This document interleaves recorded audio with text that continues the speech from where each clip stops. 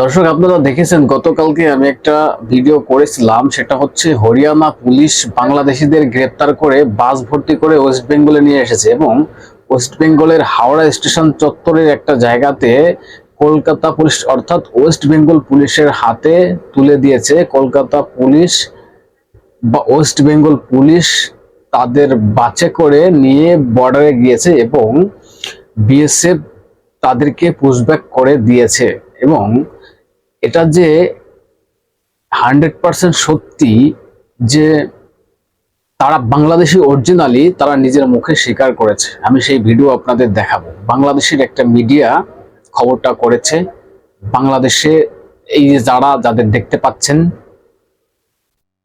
একদম দেখবেন হুবহু তাদেরই দেখতে পাবেন। বাংলাদেশে গিয়ে একটা মিডিয়া রিপোর্ট করেছে চ্যানেল 24 এবং সেখানে তারা নিজের মুখে স্বীকার করছে যে হ্যাঁ, আমরা ভারতে গিয়েছিলাম, আমরা দালালের মাধ্যমে ভারতে গিয়েছিলাম, টাকা পয়সা দিয়ে গিয়েছিলাম। কেউ 10 বছর আগে, কেউ 5 বছর আগে, কেউ বউ, কেউ ছেলে মেয়ে নিয়ে সব ডকুমেন্টস ওখানে গিয়ে তৈরি করেছিলাম। আমাদেরকে হরিয়ানা পুলিশ ধরে বাংলাদেশে পুশব্যাক করেছে। এবং আমি একটা কথা জোর দিয়ে বলতে চাই, আমি ওই ভিডিও আপনাদের দেখাবো, তার আগে কয়েকটা কথা বলি। মাননীয় বলার চেষ্টা করেন যে বাংলাতে কথা বললেই হেনস্থা করা হচ্ছে, বাংলাতে কথা বললেই তাদেরকে বাংলাদেশে পাঠানো হচ্ছে, পশ্চিমবঙ্গের বাসিন্দা যারা আছেন তাদেরকে হেনস্থা করা হচ্ছে। আচ্ছা, এরাও তো বাংলায় কথা বলছেন, এরাও তো বাংলায় কথা বলে, তাই না? তাহলে এদেরকে কেন বাংলাদেশ পাঠাতে হবে? তাহলে এরা কেন স্বীকার করে নিচ্ছেন? দর্শক, আমি আগে সেই ভিডিওটা আপনাদের দেখাবো, তারপরে আমি বক্তব্য রাখবো। দেখুন সেই বাংলাদেশে যাওয়ার পরে তাদের বক্তব্য কি ছিল। দিয়েছিলাম যখন আমি গেছিলাম 10 বছর আগে, 2015 সালের অক্টোবরের 28 তারিখে গেছিলাম আমি। তা ওইখানে আপনার গেছিলাম দালালের মাধ্যমে 5,000 টাকা দিয়েছিলাম আমি। তা দৌড়ে নিয়ে গেছিল আমাকে। তা যাওয়ার পর ওইখানে কাজ করতেছিলাম। আমার আব্বা কার্পেন্টারে কাজ করতো। তারপর ওইখানে আব্বা কার্পেন্টারে কাজ করতে করতে আমি ভাষা জানতাম না। তো ওখানে ভাষা না জানলে ওইখানে আমি 50 টাকা করে দিয়াড়ি দিচ্ছিলাম, কাজ করতেছিলাম স্টার্টিং করার পরে।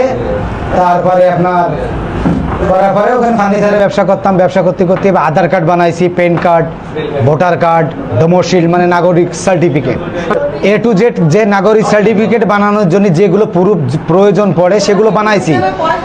কিন্তু নাগরিকের সার্টিফিকেট দেয় না, ঠিক আছে? নাগরিকের সার্টিফিকেট দেয় না, ঠিক আছে? আমি সব প্রুফ দেখাচ্ছি। তা প্রুফ দেখানোর কাজ আছে না, সিবিআই আছে, ক্রাইম ব্রাঞ্চ, যে যেরকম আমাকে বাংলাদেশে যেখানে ডিবি পুলিশ বলে ওইখানে ক্রাইম ব্রাঞ্চ বলে, সিবিআই। এরকম দূরে দূরে পেপার চারে ফেলাচ্ছে। আর সবচেয়ে বড় কথা, আমরা বাঙালির একজনের ক্লিকবাজি করতেছে, মুখবাড়ি বলে। মানে আপনারা ধরেছে তারপরে বলবে কি পাশের আরেকজন আছে। আমি যেখানে থাকি সেখানে কোনোদিন আমি কাবাডির কাজ করিনি, কোনোদিনও না। আমি যেখানে থাকতাম সেখানে তো বাঙালি কোনো তো অস্তিত্বই ছিল না, কাবাডি তো দূরের কথা। আজকে তো আমরা ওইখানে সরকার বলে দিয়েছে যত বাংলাদেশি আছে সব ছেড়ে দিতে হবে, ঠিক আছে? পাঠাই দাও বাংলাদেশে। ইন্ডিয়ায় গেছি আছে আরও 5 বছর আগে আমি কাজ করার জন্য গেছিলাম। তারপরে ওখান থেকে এই 5 বছর পরে ওখান থেকে আমাদের পুলিশওয়ালা ধরেছে বাংলাদেশি করে। বলার পরে ওখানে আমরা ওনার জিজ্ঞেস করে তোরা বাংলাদেশি না? আমরা বলি যে হ্যাঁ আমরা বাংলাদেশি। আমরা স্বীকার করেছি আমরা বাংলাদেশি, কারণ বাংলাদেশে সব কিছু আছে, আমাদের বাংলাদেশে সব কিছু আছে। তাই তো বাংলাদেশে আমরা স্বীকার করেছি। স্বীকার করলে আমরা পুলিশই ধরে নিয়ে এসে বাস ওই পর্যন্ততে এই আমাদের 17 তারিখ ধরেছে, আজ আছে 1 তারিখ। 1 তারিখে আসে আমাদের এই জায়গায় নিয়ে আসছে। 1 তারিখে আমাদের এই জায়গায় নিয়ে আসে। 17 তারিখে ধরেছে, আজ আছে 1 তারিখ। তাহলে 18 দিন হয়েছে। 18 দিন ওনাদের কবজায় ছিলাম, আমরা আন্ডারে ছিলাম ওনাদের। বাড়ি আরও খুলনা ডুমরিয়া থানা। যে হ্যাঁ, খুলনার বেশি, খুলনার খালি একজন, খালি বাগেরহাটের জেলা, আর সব এনে খুলনা জেলার মানুষ। এই বেনাপুল বর্ডার থেকে গেছিলাম আমরা। হ্যাঁ, দালাল তো অবশ্যই, দালাল ছাড়া তো অবৈধভাবে কেউ যেতে পারে না। দালাল তো ধরে যাতে অবৈধভাবে। 5 বছর আগে দিয়েছিলাম 20,000 টাকা দিয়েছিলাম, 2 জন, আমার বউ আর আমি।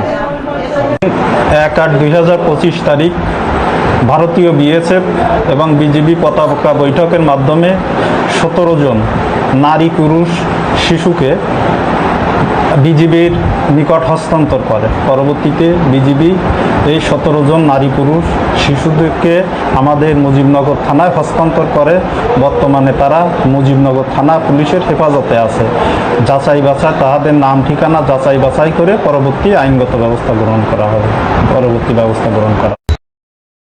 বাংলাদেশের একটা মিডিয়া নিউজ 24 এই ভিডিওটা কভার করেছে এবং পরিষ্কার আপনারা শুনলেন তাদের মুখের থেকে যে আমরা ভারতে গিয়েছিলাম, পালিয়ে গিয়েছিলাম, দালালের মাধ্যমে গিয়েছিলাম এবং বিভিন্ন জায়গায় বিভিন্ন লোক ছিল, সেখান থেকে হরিয়ানা পুলিশ তাদেরকে ধরে ওয়েস্ট বেঙ্গল পুলিশের হাতে তুলে দিয়েছে। সেই ভিডিও আমি আপনাদের দেখিয়েছি এবং এটা প্রমাণ হলো আরেকবার যে হরিয়ানা পুলিশ যে কাজটা করেছে সেটা সত্যি, মিথ্যে না। কারণ আমাদের মমতা ব্যানার্জি মাননীয়া বলার চেষ্টা করেন যে সব ফেক ভিডিও, বাঙালিদের হেনস্থা করা হচ্ছে, বাংলায় কথা বললেই হেনস্থা করা হচ্ছে।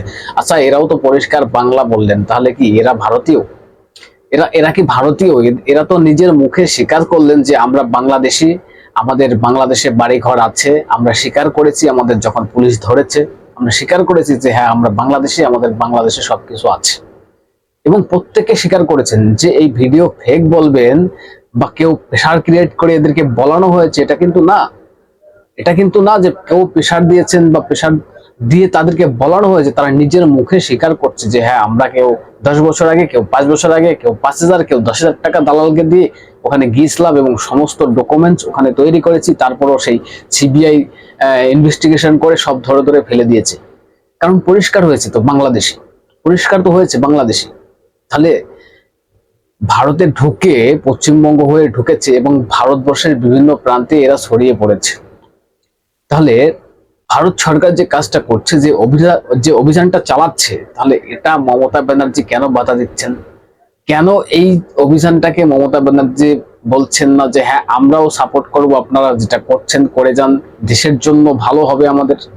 হরিয়ানা পুলিশ এবং অন্যান্য স্টেটের পুলিশগুলো, অন্যান্য রাজ্যগুলো ব্যবস্থা নিচ্ছে আর মমতা ব্যানার্জি তো এটার বিরুদ্ধে কোনো ব্যবস্থা নিচ্ছে না, অথচ তাদের বিরোধিতা করছে। প্রিয় দর্শক, আমি নয়নরা, আপনারা দেখছেন হাবড়া টিভি। দর্শক, কারো 5টা সুযোগ নেই 5টা, অথেন্টিক বাস্তব রিয়েল কথাটা বলছে, যেটা সত্য সেটাকে স্বীকার করতে হবে, অন্যায়ের বিরুদ্ধে প্রতিবাদ করতে হবে। অন্যায়ের বিরুদ্ধে আমাদের প্রতিবাদ চলবে। তবে আপনাদের বলবো চ্যানেলটা সাবস্ক্রাইব করে পাশে থাকুন, সঙ্গে থাকুন। দর্শক, এবার পয়েন্টে আসি। মাননীয়, আপনি ভিডিওটা দেখেছেন বা আপনি ব্যাপারটাকে দেখেছেন যে আপনি বারবার বলার চেষ্টা করেন বাংলায় কথা বললেই হেনস্থা করা হচ্ছে। তাহলে এরা পরিষ্কার বাংলায় কথা বলছে, তাহলে এরা কি ভারতীয়? তাহলে এরা বাংলাদেশে গিয়ে মিডিয়ার রিপোর্ট এটা করেছে যে তারা নিজের মুখে স্বীকার করছে যে আমরা ভারতে গিয়েছিলাম, দালালের মাধ্যমে গিয়েছিলাম, কেউ 5 বছর আগে, কেউ 10 বছর আগে। সেখানে গিয়ে আমরা সমস্ত ডকুমেন্টস করেছি। তাহলে এটা কেন মুখ্যমন্ত্রী আপনি এটাকে সাপোর্ট করছেন না? এর উত্তর কে দেবে? আর এই পশ্চিমবঙ্গে কত কোটি আছে মুসলিম এবং রোহিঙ্গা বাংলাদেশি? এই চেকটা আপনি দিন। হরিয়ানা কোথায়, দিল্লি মুম্বাই কোথায়? সেখান থেকে এত পরিমাণে বাংলাদেশি রোহিঙ্গা ধরা হচ্ছে আর বাংলাদেশ লাগোয়া পশ্চিমবঙ্গ, এখানে কত কোটি মুসলিম এবং রোহিঙ্গা বাংলাদেশি আছে? আপনি একটু চেক দিয়ে জানাবেন মাননীয়া, আপনি একটু কাজটা করবেন। আপনি একটা কথা বললে ঝামেলাটা মিটে যেত যে দেশের সরকার যেটা করছে, অন্যান্য স্টেটের সরকার যেটা করছে, তাদেরকে আমরা স্বাগত জানাই। এবং একটা কথা মাথায় রাখবেন যে বাংলায় বা বাঙালি পশ্চিমবঙ্গের লোক যারা আছেন তাদের যেন হেনস্থার ভিতরে পড়তে না হয়। যদি আপনারা আমাদেরকে ইনফরমেশন দিয়ে দেন যে এই ডকুমেন্টস গুলো দিলাম, তাহলে এগুলো আপনারা একটু চেক করে দেখুন তো এরা আসলে কি পশ্চিমবঙ্গের লোক। তাহলে এটা যদি আপনি বলতেন বা আমরা এটাকে চেক করে দেব, আপনাদের কোনো ভেরিফিকেশন করে দেখাবো যে হ্যাঁ এরা বাঙালি এবং পশ্চিমবঙ্গের লোক, যদি হয় হ্যাঁ বলবেন, না হয় না বলবেন, বাংলাদেশ পুশব্যাক করা হবে তাদের। আপনি যদি এই কথাটা বলতেন তাহলে তো মিটে যেত। অথচ এরাই হচ্ছে মমতা ব্যানার্জির ভোট ব্যাংক ছিল।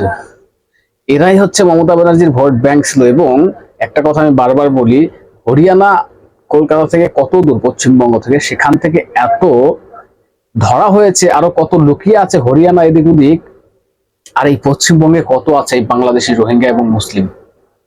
এই ভিডিও শেয়ার করে রাজ্যের মানুষ এবং দুনিয়ার পৌঁছে দিন, এবং মমতা ব্যানার্জির কাছে যেন পৌঁছায় এই ভিডিও। আমার মাধ্যমে হোক বা আপনার মাধ্যমে হোক বা কোনো অন্য চ্যানেলের মাধ্যমে হোক, মমতা ব্যানার্জির চোখের সামনে যেন এই ভিডিওটা পড়ে। আপনি দেখুন মাননীয়া, আপনি বলেছিলেন না পরিযায়ী শ্রমিক যারা আছে তাদেরকে ফিরিয়ে নিয়ে আসো বাংলায়, যাদের বাড়ি ঘর নেই তাদেরকে এই রাজ্যে ক্যাম্প করে দেওয়া হবে। তাহলে কি এদেরই ক্যাম্প করে দেওয়ার কথা বলেছিলেন আপনি?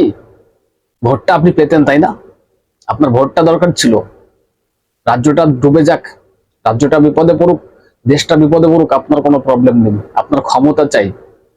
দর্শক কি বলবেন? আপনাদের গুরুত্বপূর্ণ মতামত জানাবেন কমেন্টস করে, এবং নজর রাখবেন হাবড়ে টিভিতে, চ্যানেলটা সাবস্ক্রাইব করে পাশে থাকবেন, সঙ্গে থাকবেন।